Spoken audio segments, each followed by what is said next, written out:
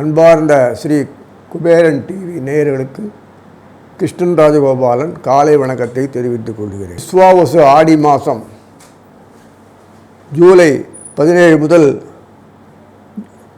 August 16 வரைக்கும் உள்ள காலம் இந்த ஆடி மாதம்தான். ஆடி மாதம் விசேஷமான மாதங்கள் எல்லாருக்கும் தெரியும். காற்று உள்ள மாதம், எல்லார்ட்டும் சந்தோஷமான வாழ்க்கையில் இந்த தேவதைகள்கிட்டெல்லாம் ஈடுபடக்கூடிய நல்ல மாதம். தாய்மார்கள்ட்டெல்லாம் ரொம்ப நன்னாக இருக்கும். வெயிலோட சூடெல்லாம் கொஞ்சம் குறையும். பலமுள்ள ஒரு மாதமாக தான் இருக்கும். இந்த மாதத்தில் மிதுனத்திலிருந்து வரிசையாக கன்னி வரைக்கும் ஒரு அமைப்பு உண்டாக்குறார். அங்கே ராகு கேதுக்கள் உடைய பெல்ட்டில் தான் எல்லாமே இருக்குது. அவ்வளோ சுலமாக வெளியில் வரல. இந்த மாதத்தில் உடஞ்சிடும். சனீஸ்வரர் வக்கரமாகி கடந்த மாதம் வக்கரமானதுனால சனீஸ்வரர் வக்கரத்தில் ராகுவோட கூட இருக்கார். அதே சமயத்தில் சிம்மத்தில் கேது இருக்கார், கூட செவ்வாய் இருக்கார். இதில் என்ன ஆச்சரியன்னா, இந்த ரிஷபத்தில் இருக்க சுக்கராச்சாரியார் மலமலான்னு மிதுனத்துக்கு போவார். குருவோடு அதை பேசிகிட்டு இருப்பார். டிஸ்கஷன். பணம் இருந்து பிரயோஜனம் இல்லை, எல்லாம் நாசமாக போயிடுது. குரு வழியாக தான் கொடுத்தானோ. எத்தனை தான் சுக்கராச்சாரியர் பலம் உள்ள இருந்தாலும் ராட்சசங்கள்கிட்ட போய் மாட்டின பணம் பொருள் செல்வம் மாதிரி தான் பாழ். அவ்வளவும். புதன் கடகத்திலேருந்து வக்கரமாய் மேலே போய் உட்கார்ந்துட்டு ட்ராமா பாருங்கள், இப்படி இருக்கு பாருங்கள். உடனடியாக வக்கரம் உறிஞ்சி மீட்டிங் கான்ஃபரன்ஸ் பேசுகிறாங்க. சுக்கிரன் புதன் குரு. ஆடி மாதம்னால சூரியன் தனியாக உட்காந்துருக்கார் கடகத்தில். ஒருத்தருடைய கண்ணில் படலை, பெருமூச்சு விட்டு உட்காந்துருக்கார். ஒரு கண்ணில் பார்வை ஒருத்தரும் பார்க்கல. சரி, அவரை பார்த்து ஏதாவது சக்தியை வாங்கிட்டு உலகத்தை சூரியன் ஒன்று தான் கொடுக்க முடியும். உலகத்தில் எந்த தேவதையும் தனிப்பட்ட முறையில் கொடுக்க முடியாது. சூரியன் ஒன்று தான் இந்த பிரபஞ்சத்துக்கு ஃபுல்லாக.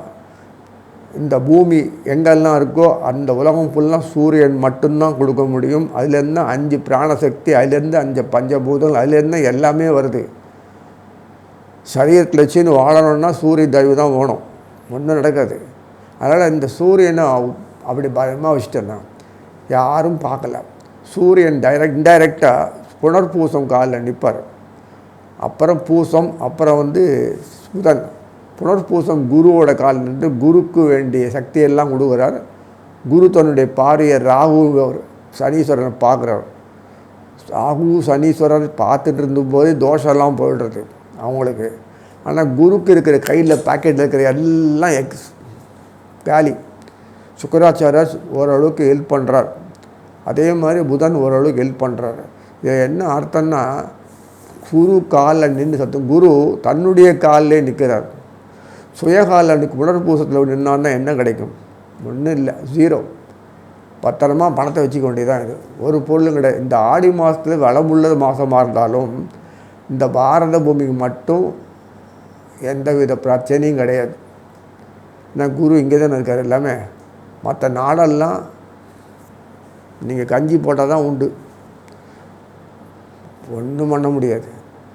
அதெல்லாம் சொன்னேன், முன்னாடியே சொல்லிட்டேன். அது வெளிநாட்டு இருந்தால் மெதுவாக வந்துடுங்க, இங்கே அப்புறம் போய்க்கலாம்னு சொன்னது காரணம் இதுதான். இது இப்போதைக்கு இந்த வாழ்றெல்லாம் முடியாது. சனீஸ்வரன் மீனத்துக்கு போன அப்புறம் தான் ஒரு வழி. அது வரைக்கும் கொஞ்சம் கஷ்டகாலம்தான்.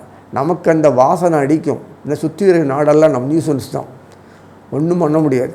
ஒரு நல்ல இதுவே கிடையாது. நம்ம நாடு தூடு சொல்லிட்டு அத்தொண்டு இருந்து அதை நல்லபடியாக பார்த்து சோத்துக்கு வழி பண்ணலாம்ல, கிடையாது. அடுத்தவனையே அசிங்கம் பண்ணுறதுக்கு தான் வேலை. ஏன் இப்படி படைச்சிருக்கான்னா அவனை தான் கேட்கணும். இதில் செவ்வாய் இந்த மாத கடைசியில் ஒரு வழியாக செம்பாம்புட்டேருந்து விட்டுட்டு கீழே கன்னிக்கு போயிடுவார். சுக்கராச்சாரியார் கடகத்தில் போய் உட்காந்துருவார். புதன் உட்காந்துருவார். இப்போ கடகத்தில் சூரியன் உட்காந்துருப்பான். ஆடி மாதம் இல்லையா, புதன் போவார், சுக்கிரன் போவார். அப்புறம் சுக்கராச்சாரியார் மெதுவாக இந்த இவர்கிட்ட சிம்மத்துக்கு போவார். கன்னிக்கு மறுபடியும் சிம்மத்துக்கு கேதுவோட புதன் போவார். இந்த ட்ராமாலாம் ஆடின்னு இருப்பாங்க. விறுவிறுன்னு ஒரு மாதத்துக்குள்ளே இந்த ட்ராமா ஆடின்னு இருக்கும் பாருங்க. அதாவது எமர்ஜென்சியில் படுக்க வச்சிட்டான்னா அவங்களுக்கு ட்ரீட்மெண்ட் பண்ணுவாங்க. மடமடன்னு என்னவோ போவாங்க எத்தியோ பண்ணுவாங்க, கொடுவாங்க, உடனே அது பண்ணுவாங்க, இது பண்ணுவாங்க, பறக்க பண்ணுவாங்க. அது மாதிரி இந்த மாதம் பற்றி பறக்க இருக்கும் எல்லாம். அது கன்னிக்கு போனோன்னு ஒரு வழியாக அப்பாடா செவ்வாய் தப்பிச்சோம் பிழைச்சோம் வந்துட்டார்.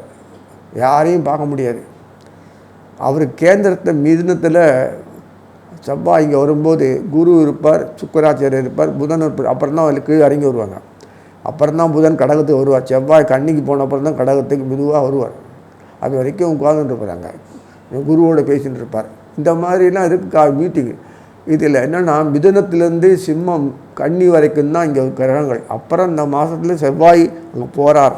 அது வேறு கன்னிலேருந்து போனால் அதுக்குள்ளே அடுத்த மாதம் வந்துடும்.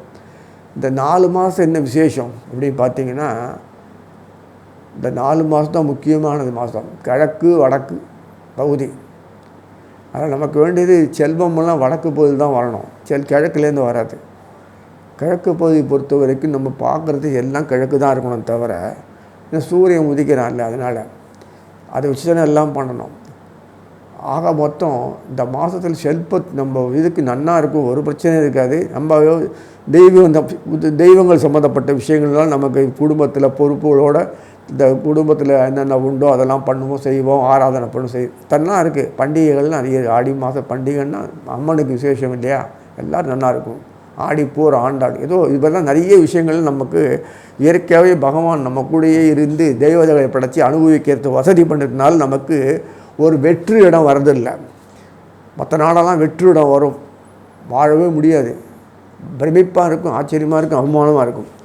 ஸோ அதனால் இந்த மாதத்தினுடைய ராசி பலனை பார்ப்போம். அன்பார்ந்த மேஷராசி நேயர்களே, ஆடி மாதம் விஸ்வாச வருஷம் அப்படி பார்க்கும்போது இந்த மாதத்தில் பலன்கள் பார்க்கும்போது பிரமாதமாக இருக்கும். என்ன பறக்க பண்ண வேலைகள்லாம் மெதுவாக பண்ணலாம், அப்புறம் நிதானமாக இருக்கலாம், உடம்புல டென்ஷனே வராது. அடுத்தது பொறுத்த வரைக்கும் நமக்கு வேண்டியது எல்லாம் கிடைக்கும். ஒரு ரெஸ்ட்லெஸ்ஸாக இருந்தது, இப்போ நல்லா ரெஸ்ட் எடுத்துக்கிற அளவுக்கு நமக்கு இருக்குது. மனசு க்ளீனாக இருக்குது, சுத்தமாக இருக்கும். ஆனால் தேவையில்லாத சங்கடங்கள் போட்டு உறுத்தாது. இதெல்லாம் ஆடி மாதம் ஸ்பெஷாலிட்டி. தாயினுடைய கருணைக்கு உட்பட்ட மாதம் இது. அதனால் மேஷத்துக்கு பொறுத்த வரைக்கும் பார்த்தோன்னா முக்கியமான அதிகாரி சூரியன். செவ்வாய் பூர்வ புண்ணியாதிபதி. அவர் சூரியன் பொறுத்த வரைக்கும் ஆடி மாதத்தில் கடகத்தில் உட்காந்துருப்பார், 4ஆம் வீட்டில் உட்காந்துருப்பார். கூடையே பின்னாடி புதன் வருவார், சுக்கிரன் இருப்பார், எல்லாம் இருக்காங்கல்ல. ஸோ அதனால் இருக்குது. அந்த 3ஆம் வீட்டில் குரு உட்காந்துருப்பார். குரு எப்போதுமே நல்ல பலமாக தான் உட்காந்துருக்கார், ஒரு பிரச்சனையும் இல்லை. இப்போதைக்கு வக்கரெல்லாம் ஆக போதில்லை. புரட்டாசி மாதம் வரும்போது ட்ராமா ஆடுவார், அதுக்காக வக்கரம். அதிசாரத்தில் போன பொருள் ட்ராமா ஆடுவார். எல்லாம் சிறப்பாக இருக்குது. நம்ம நாடு தன்னிலை அடைஞ்சி முன்னாடி நிற்கணுன்னா பல வித வழிகளை யூகங்களை வகித்து பகவான் பண்ணிருக்கான். வெளி உலகத்தில் இருக்க எத்தனை இடத்துல எப்படி இருந்தாலும் அது அப்படி தான் இருக்கும், இருக்காது. இவ்வளோ பணம் கொடுக்குறாங்க, போயிட்டு வாங்க. ஏன்னா இங்கே எல்லாம் செல்வம் மிக்க இடம், சிறப்பாக செல்வம் நிறைய இருக்கும். சாப்பிட்றதுக்கு கொள்றதுக்கு உணவு பொருள் அங்கே என்னென்ன உண்டோ நன்னா இருக்கும், பிரமாதமாக எல்லாம் இருக்கும், ஒரு குறைச்சலும் இருக்காது. நோயெல்லாம் நோயின்றது வார்த்தைகள் தான், அந்த விளம்பரம் தான் பயங்கரமாக இருக்கும். மற்றபடி நோயெல்லாம் தாக்காது. அப்படி நோய் தாக்கினா டாக்டருங்க பிழைக்கணுன்றதுக்காக ஒரு வேளை பண்ணலாம் ஏதாவது. ஆனால் நீங்கள் நோய் வாட்டம்லாம் அதிகம் இருக்காது, மனசு தெளிவாக இருக்கும். இன்னொன்று சாப்பிட்ட சாப்பாடு ஜெரிக்கும், சுத்தமாக இருக்கும், மாசு மறுவற்ற இடமா இருக்கும். இத்தனை இருக்க அவங்களுக்கு பொறுத்த வரைக்கும் நிச்சயம் வேலை கிடைக்கும், அலக்கழிக்க மாட்டாங்க, ஜீவனங்கள்லாம் கிடைக்கும், திருமணம் நன்னா நடக்கும். பொண்ணுங்கள் லோன்னு அலைஞ்சிந்து அதை பார்த்து இதை பார்த்து குழப்பின்றி நல்ல ஃபேமிலி. இந்த அச்சப்பட வேண்டிய விஷயங்கள்லாம் அச்சமர பயமில்லாத ஒரு வாழ்க்கை இருக்கும். திருடு போலி ஏமாற்று இது அதில் நிறைய இருக்குமே கேட்பீங்க. இந்த மாதத்தில் இருக்காது. சாத்தியமாக அமைதியாக இருக்கும், ஆனந்தமாக இருக்கும். ஏன்னா தேவதைகளில் சந்தோஷமாக இருக்கிறேன்னா ஒரு காலகட்டம் தான் ஆடி மாதம். இந்த மாதத்தில் நினைக்கிற மாதிரி ஆட்டிப்பிடும். அந்த மாதிரி நிலைமை ஸ்மூத்தாக இருக்கும், காற்று சொல்லாக இருக்கும், எதுவுமே பிரச்சனை இருக்காது. வெயில் சொல்லாக இருக்கும், மழைகள் பெய்யக்கூடிய தான். உலகத்தில் சுற்றியோ நாடுகள்லாம் கண்ணை கொண்டு குதிரை மாதிரி கண்ணை கடிவாளம் போட்டு அங்கெல்லாம் பார்க்காதீங்க, இங்கேயே பாருங்கள். வருமானம் எதிர்பார்க்குற மாதிரி இல்லையேன்னா, வருமானத்தை எதிர்பார்க்கலாம் இல்லாட்டாலும் அந்த வருமானத்தில் நீ கொடுத்துட அளவுக்கு வருமானம் வரும். விலைவாசிகள்லாம் எகிராது, கீழே இறங்கிடும். விலைவாசி இறங்குறதோ இல்லையோ மேலே ஏறாது. பிளென்டி ஆஃப் எல்லா வித தேவைகளும் நிறைய இருக்கும். நமக்கு முக்கியம் சாப்பிட்றது, தங்குறது, கொள்வது, இடம், ஒரே நல்ல திருப்தியாக இருக்கும். எல்லா வித குடும்பத்தில் ஃபங்க்ஷன்லாம் நல்லா நடக்கும். பசங்க எஜுகேஷன், குழந்தைகளுடைய ஃபங்க்ஷன், குழந்தைகளுடைய படிப்பு பார்த்தான்னா அது எங்கே தான் அறிவு இருக்கோ தெரில. ப்ரில்லியன்சி டியூஷன்னா வைக்கணும் அவசியமே இல்லை. நம்ம தான் டியூஷன் தட்டு விட்ருவோமே, நம்ம சொல்லிக் கொடுக்குறது கிடையாது. அவ்வளோ ப்ரில்லியன்சி, டைம் ஃபுல்லாக ஸ்பெண்ட் பண்ணால் கூட ஒரே ஸ்தானத்தில் படித்து மெமரியில் வச்சுக்கிற அளவுக்கு இருக்குது. அது ஆர்கியூ பண்ணும், பிரமாதமாக பண்ணும், நம்மளால் பதில் சொல்லவே முடியாது. அதனால் குழந்தைகளிடத்து சத்சங்கத்தில் ஈடுபடுத்துங்க. தயவுசெய்து ஜாலியாக இருக்கிற மாதிரி தேவை கொண்டு ஈடுபடுத்துன்னா ஸ்பாயில் ஆகிடும். அதுக்கு நிறைய பேசுகிறதுன்னு சொல்லிட்டு போட்டாலும் நாளைக்கு you are losing your respect. மதிப்பு இல்லாத போட்டு சமூகத்தில் அது கஷ்டப்படும். ஆனால் எந்த நேரத்தில் எப்படி பேசணுமோ அது மாதிரி பழக்கப்படுத்துங்க. அது ஃப்ரீடம் கொடுத்ததுனால எப்படி வேணால் பேசும், கொள்ளும், நடக்கும்துக்காக நம்ம சந்தோஷமாக இருக்கிற மாதிரி தான் இருக்கும், காதுக்கு இனிமையாக இருக்கும். அது நல்ல அறிவுத்திறனாக நல்லா வளர்க்கணும். ப்ரில்லியன்ஸு உடம்பு வளர்றதோ இல்லையோ எல்லாத்துக்கும் மூளை நன்னா வளர்த்துருக்கான். மெமரி பவர் நிறைய இருக்குது. அந்த மெமரி பவர் நல்ல ரைட்டு நல்ல விதத்தில் பார்த்தீங்கன்னா நல்லது பண்ணும். வேறு ஏதாவது குசும்புத்தன விஷயங்களில் ஏதாவது போட்டிங்கன்னா நாளைக்கு பழி வாங்கிடும். இன்னும் எப்படி சொல்கிறீன்னு கேட்குறீங்களா? நம்ம தான் எல்லாத்துக்கும் காரணம். அதனால் எதிர்காலத்தில் இந்த இளைஞர்களும் சரி, குழந்தைகளும் சரி, அது படிப்பு விஷயத்தில் பொறுத்த வரைக்கும் காஸ்ட்லி தான். படிப்பு ரொம்ப காஸ்ட்லியாக தான் இருக்குது. என்ன பண்ணுறது? அதை நம்பி தான் ஜீவனம் நடக்கிறது. அதனால் காம்படிஷன் வேறு தனியாக இருக்குது.